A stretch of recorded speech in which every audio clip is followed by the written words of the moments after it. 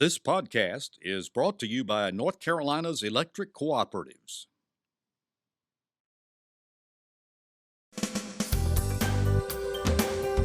This is NC Spin, an unrehearsed discussion on issues of interest to North Carolinians. Now, here is your moderator, Tom Campbell.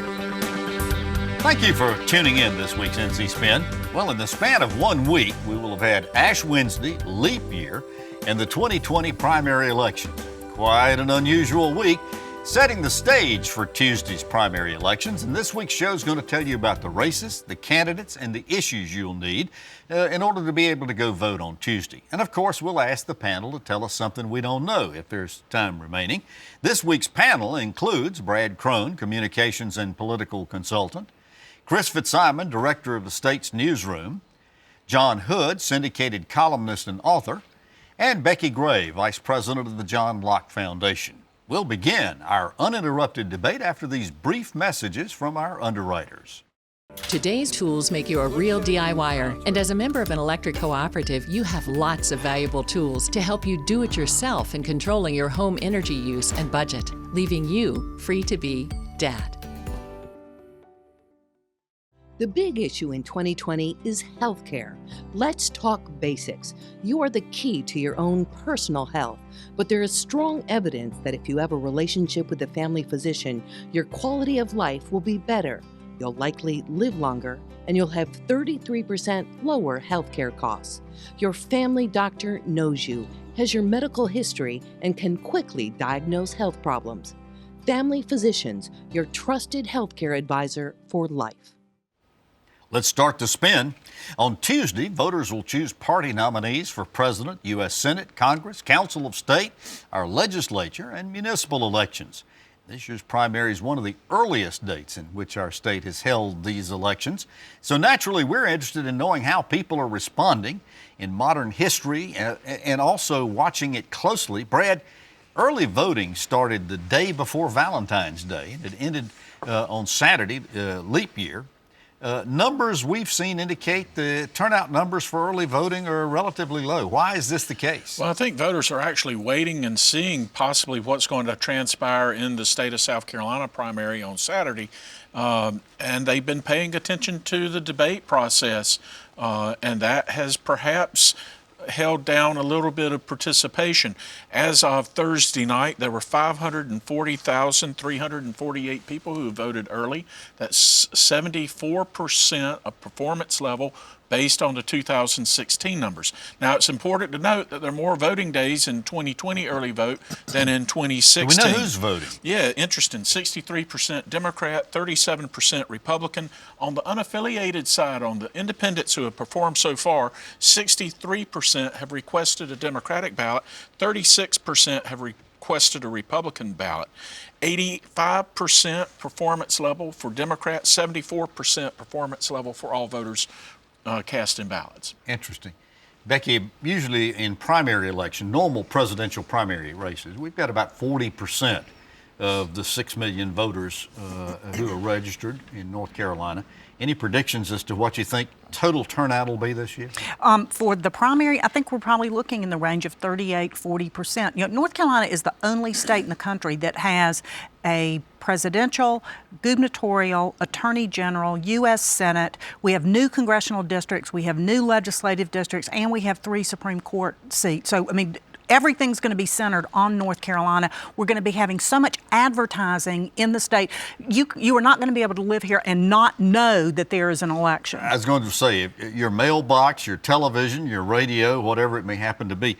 So far as it goes, Chris, the legislature changed our primary date to March 3rd so that we would be in the Super Tuesday primary elections and play a role in naming the nominees. Has that worked or not? Well, I don't know. I guess we'll see. We've certainly got attention. Presidential candidates have been here. I think it was a mistake to it really takes the focus and makes it almost impossible for challengers in non-presidential races to have an effective enough time to campaign. I think there are a lot of people that know there's a presidential election haven't even thought of the other races, even though the ads have really started in the last couple of weeks.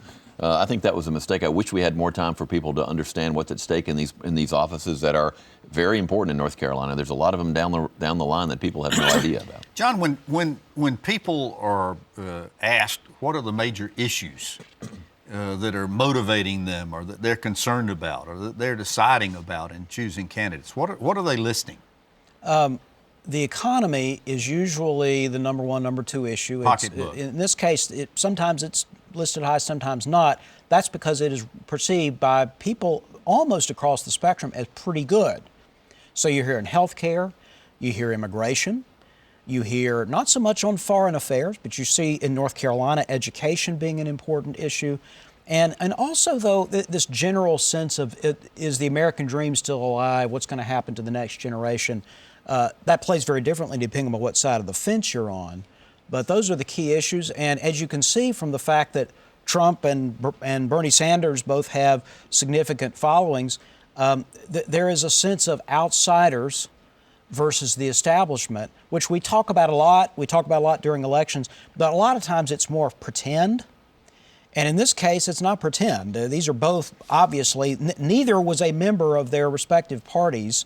It's recently. almost like we've got two cults playing against, if in fact Bernie gets the nomination, two cults running against each other. And it's structural, Tom, absolutely, on both sides where people are looking at establishment and anti-establishment. One interesting thing about early vote, too, the baby boomers have been the highest performing group of voters to turn out at the polls. Any idea on millennials? Millennials are below performance right now, and so that's really interesting. And your Gen X as well. Has there been any evidence of any vote tampering? I know we had the instance where you had Homeland Security in the state yesterday doing an audit with Michael Dickerson at the Mecklenburg County Board of Elections. Karen Brinson Bell, the state board director, was there, flying reports, very high report card on the new touchscreen ballots being implemented in Mecklenburg County. You did a piece on our website on election integrity. So they have had a very successful implementation of the new voting equipment. One thing I think is interesting in the presidential race in the Democratic primary, who knows what will happen. I do think Biden is coming back up some. In South Carolina, the polls show him doing very well. I don't know if 20-point lead. Right, but what is interesting to me is there is a significant number of Democrats, I don't know what the number is, who I hear from, who they're not thrilled with Bernie, they don't like so-and-so. What they really want to do is vote against Trump.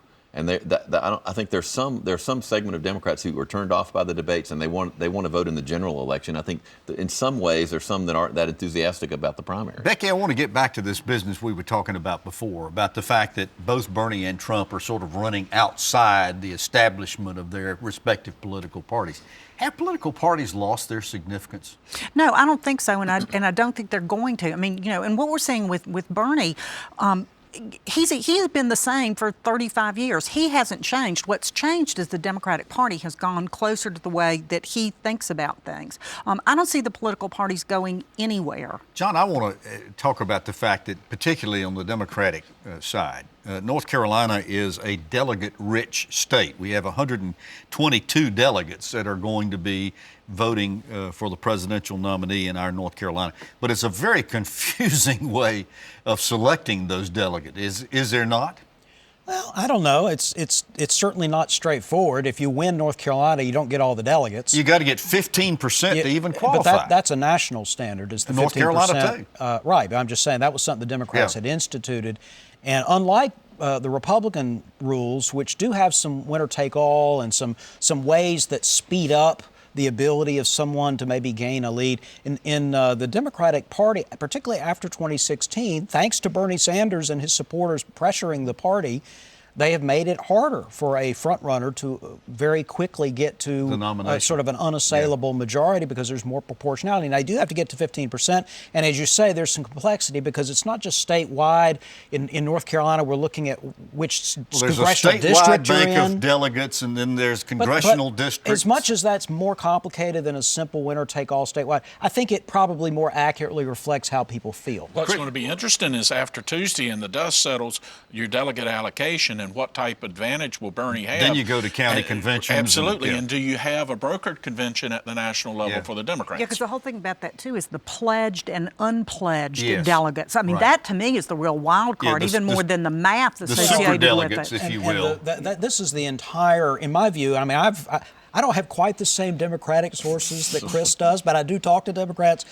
The ones that I talk to in North Carolina are almost uniformly panicked to the point of apoplexy. Yeah. They're terrified. But the point over is, a Bernie nomination? But what I mean is, if you get to a convention and whoever the front runner is doesn't have a majority of the delegates, and then you have a result after that, well, the people who don't win get furious. I want to get into these races. Obviously, Donald Trump is the preordained winner of the Republican nomination for president. Is there any percentage of vote, however, that we ought to be looking at that if he doesn't reach a particular threshold percentage of vote, that we'll say he's got problems among Republicans? I can't imagine that will be even remotely a factor. I think the Republicans are all bought in. It is interesting that we, for a while, didn't think we were going to have a Republican primary. Thanks to Bob Orr and others, we do, which is insane that some states literally have ruled out a primary and aren't even holding one. Yeah. But at least Republicans who don't like Trump and want to vote in their primary have another way to go. The Democratic primary on the ballot, people will be seeing Michael Bennet, Joe Biden, Pete Buttigieg, Michael Bloomberg, Tulsi Gabbard, Amy Klobuchar, Bernie Sanders, Tom Steyer, Andrew Yang, and Elizabeth Warren to choose from. Been a number of polls that have been taken as we close down this. Nick, I think we've got a still showing some of the most recent polls. The public policy poll obviously showing Biden in the lead here in North Carolina, Sanders running a very close second. The Civitas poll, by the way, was very, very interesting. This was taken in late February, showing the three of them tied. The University of Massachusetts poll with Sanders in the lead, Bloomberg second, and Biden third.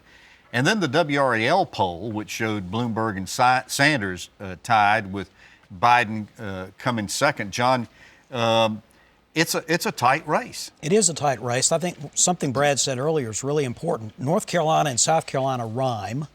That doesn't mean their politics are that closely aligned, but I do think South Carolina will affect North Carolina's outcome and some others on Super Tuesday. And I think you can see, as Chris mentioned, a kind of a late-minute upsurge in Biden support as panicked Democrats start to try to figure out how they can. And I think I think we could see something similar in North Carolina. Interesting. It depends on who shows up to vote then. Well, it does. I mean, I do think all these polls, have the latest ones, I think, start to reflect that. I mean, it really was three candidates, It's the old men's club. Right, it is the old men's club, but it's three Bs, and they all have 20%. But I do think Bloomberg's poor showing in the debates, a lot of new information that's come out. I think Bernie's probably stayed the same, and Biden has gained some at the expense of Bloomberg. How much influence are all these endorsements that we've been seeing, last-minute endorsements that have been coming out? I think they play some role in help your undeciders. And some of the delay in your early vote, your low performance in early vote, from voters like me sitting there saying, I'm going to go on Election Day this year because I want to gather all the information. I also want to go back to what John said on the panic Democrats. I got in a lot of trouble a couple of weeks 3 weeks ago on Bernie, but it's the truth. And Bernie will be big problems for Democrats in the state of North Carolina. It'll be 72, 84, 94, and 2010 all combined. Interesting. Well, let's move to the U.S. Senate race because that's an interesting one too. Tom Tillis, the incumbent, is sort of expected to win that nomination, although he has several other primary opponents. Any one of any significance? I will go out on a limb and say Tillis is nominated. Always willing. I'm pretty confident. Right. But I think the fact that he has three challengers within his party is something, he should probably listen to. I think it says something, and I think that Tom Tillis should listen to that. I agree with John, but I think there's a message there. On the Democratic side, we've got front runner Cal Cunningham, Trevor Fuller from Charlotte, Atul Gould from Raleigh, and Erica Smith, state senator. We talked before about interference and the fact that this political PAC is running ads for Erica Smith because they think a Republican group, right? Republican group, because they think it would be easier for Erica to run against Tillis. And at the very least, they want to force Cunningham to spend more money. I actually got mailers this past weekend. I got robocalls this weekend, paid for by the Republican group, going after Cunningham very hard. Although the latest PPP poll showed Cunningham above 40%. there were still 25 to 30% undecided, but he had a significant lead over Smith. It's interesting to know if that money will Anybody make that predicting closer. Smith will win that over Cunningham? I think it's going to be closer than people are imagining. Smith is on the ballot with the BPAC in the Mecklenburg market with the Black Political Action Committee, and structurally she's gotten several other key African-American PAC endorsements, and I think that's going to help her. Let's move down the ballot now so that we can be able to carry some of these. There are 13 House districts, all going to have primary elections. There are 2 or 3 of them I think we ought to try to note. In the first district, which is basically set up to be a predominantly, what is it, a minority district. G.K. Butterfield holds that In the town. second district, we've got an interesting, since George Holding backed out, we've got Holden backed out. We've got an interesting Democratic primary there, and Deborah it is Ross now she's the leading candidate. She's run the best campaign out of all the candidates. Well, she by also, far. when she was in the North Carolina House, people in that area voted for her, know her, are comfortable with her. And then, don't forget, she ran for the U.S. Senate and ran a statewide race on there. So people know her. Let's move into, in the 4th district, David Price is running again as an incumbent. There are several Republicans, but again, that's pretty much decided a Democratic district. The same with the 5th with Virginia Fox from up in the Winston-Salem area. The one that is attracting most of the attention, I think, is that 11th Congressional District, which is Mark Meadows' seat, which is now vacant. Over on the Republican side, and it has been a Republican sort of gerrymandered district in the past, Chuck Archer, Linda Bennett, Matthew Burrell, Madison Cawthon, Jim Davis, Dan Driscoll, Stan Fickett, Dylan Gentry, Wayne King, Joey Osborne, Vance Patterson, and Albert Wiley. Who's standing out here? Well, Jim Davis is a state senator. He's been on the ballot in much of that district multiple times. Lydia Bennett has the support of the Mark Meadows group, machine. I wouldn't call it a machine necessarily, but certainly that group of Republicans. Wayne King has been involved in Republican politics.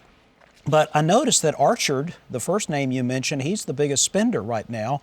I think this is almost certainly headed for a runoff. Yes. And I think the most likely, the only one I will state with any confidence is I think Jim Davis, the state senator, will be in the runoff. Any disagreement with that? No, I would agree with that. And probably Linda Bennett. It's interesting that whether sorry, get No, she is Mark Meadows' wife's best friend, Right. I understand, and also very involved with Republican politics up in that part of the It did state. engender some annoyance the way Meadows manipulated his certainly filing, did. and it'd be interesting to see if that hurts her in the primary. And here's the key: they got to have a love fest after the primary because Put it back each one together. of them holds certain key constituencies. Wayne King, for Yeah. example, is a institution. And this may very well himself. be just setting up another race for the 11th On the Congressional Democratic in side of that 2024. race, we've got Mike O'Shea from Asheville, Philip Price from Marion, Stephen Woodsmall from Pisgah Forest, Gina Collins from Kings Mountain, and Mo Davis from Asheville.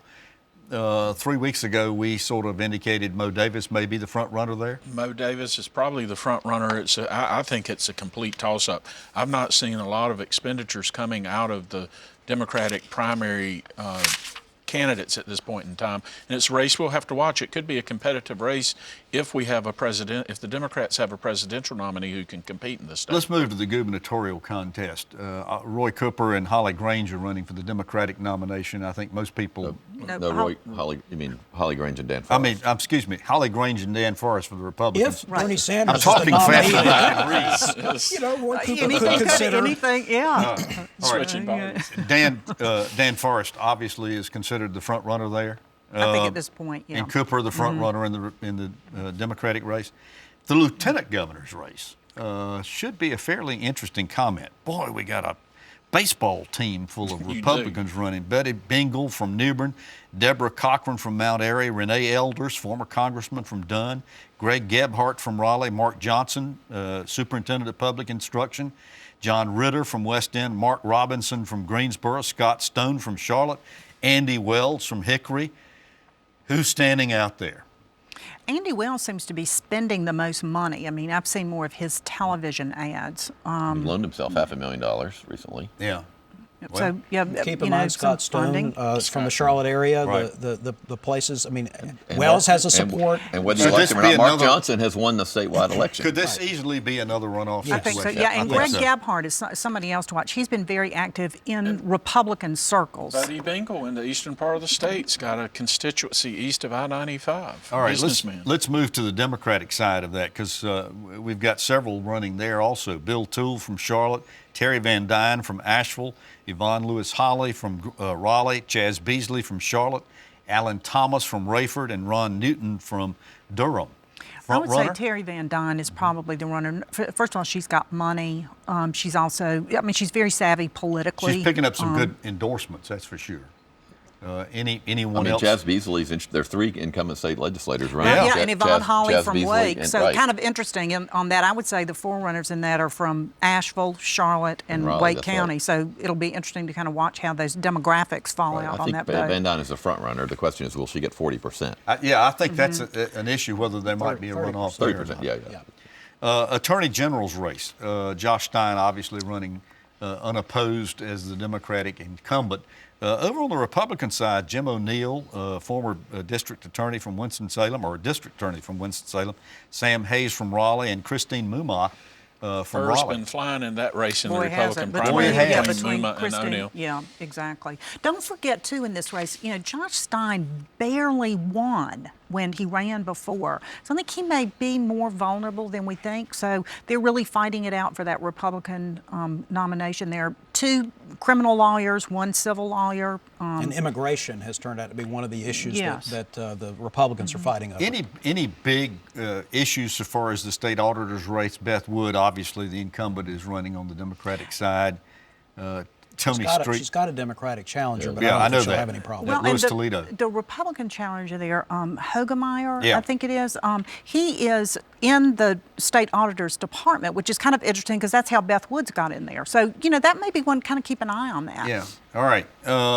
Commissioner of Agriculture, Steve Troxler, obviously running On unopposed. the Democrat side, General Wadsworth, the soil and conservation elected official in Wake County, clearly the front runner. You don't in that think race. that'll be another rematch with Walter Smith? Insurance Commissioner, Mike Causey's running there. He's been in the news a lot lately week. Yep. with this. This will be a rematch from 2016 Wayne with Goodwin. Wayne With Goodwin, Wayne Goodwin. and Mike Causey. Well, and also a rematch because Ron Pierce, the Yeah. Republican challenger in there, ran before against Mike Causey. Mike Causey seems to me to be in a really Commissioner good of position. Labor, obviously it's a vacant seat there. We've got Republicans Pearl Burris Floyd, Josh Dobson, and Chuck Stanley, front runner there. I think it's Pearl Burris. I mean, All right. I've just seen her all over the state. You may outspend her, but you're not going to outwork her. I want to get to the Secretary of State's race real quick. Elaine Marshall obviously running unopposed in the Democrat, but there are 3 Republicans, Mike LaPaglia, E.C. Sykes, and Chad Brown. Is this going to be another rematch like we had in 16? I think Sykes has a good chance of winning that primary. He's Interesting. spending a lot of money. Let's move to the Superintendent of Public Instruction's race because this is going to be a vacant seat also. On the Republican side of that, you've got legislator Craig Horn from Matthews and Kathy Truitt, an educator from Raleigh. Who was McCrory's education advisor, Governor McCrory's Right. education advisor. I think that's leaning towards Craig Horn, just because Yeah. he's run before, run for office. He seems to be running a good campaign. On the Democratic side, we've got James Barrett, Constance Johnson, Jen Mangrum, Mike Maher, and Keith Sutton. I think Sutton has been chairman of the Wake County Board, has networked with the African American community across the state. I would say he is the clear front runner going But I into think that Tuesday. Jen Mangrum is also a competitive candidate. Yeah, ran she's gotten a ran lot against of- Phil Berger. Yeah, she's gotten a lot of endorsements here. Okay, not really enough time to really get into the legislative races, but we've got 24 legislators that are retiring, which may seem like a little bit more than normal, but it's about right, about normal. And 11 who are former legislators that want to retire or want to return. So we'll be watching some of those It must not be legislators. so awful if we have all those people wanting to come back. Yeah, and a couple House members who are running for Senate seats, too, Yeah. which is kind of interesting. Right. The big question, obviously, in most minds is, can Democrats gain enough seats to flip either the House or the Senate They control? can with the Biden nominee or Bloomberg nominee. They won't with the Bernie nominee. And it'll go even further down ballot and wipe out Council of State seats for AG, for Secretary of State and State Auditor if Bernie is the nominee. It's worth remembering that these maps have been redrawn. They're not quite as gerrymandered as they were. They're much more competitive. I think the Democrats in the state Senate believe they can win 2 or 3 if it's a normal year. But they need... Well, I know, but I'm saying then there's 2 or 3 more they have their eye on if it's a Democratic A lot of year. it just depends on the changes in demographics, too. You know, where people live. I mean, I think the urban areas are becoming more and more solid Democrat, but there's a lot of opportunities out in the suburban and the rural areas for Republicans to pick up. Surprises we're going to see very quickly? I think that the overriding question is Bernie Sanders going to end up with North Carolina and all the other Super Tuesday? If he becomes the inevitable nominee, that will affect North Carolina politics very much like the Donald Trump nomination did. I want to mention that several of our NC Spin panelists are going to be in the media on election night doing election returns. Both Becky, Brad, and I are going to be on the North Carolina News Network and WPTF Radio. So as Charles Osborne used to say, we'll see you on the radio. Well, you've heard our spin on the issues of the day. To stay informed all during the week, sign up for our free weekly email newsletter, give your feedback, and read my weekly column. Visit our website, ncspin.com, or catch NC Spin on Facebook. While on the website, be sure to subscribe to our podcast. Next week, this same panel is going to tell you what happened. So stay informed and watch out for the spin. Tools make you a real DIYer, and as a member of an electric cooperative, you have lots of valuable tools to help you do it yourself in controlling your home energy use and budget, leaving you free to be Dad. The big issue in 2020 is healthcare. Let's talk basics. You are the key to your own personal health, but there is strong evidence that if you have a relationship with a family physician, your quality of life will be better. You'll likely live longer, and you'll have 33% lower healthcare costs. Your family doctor knows you, has your medical history, and can quickly diagnose health problems.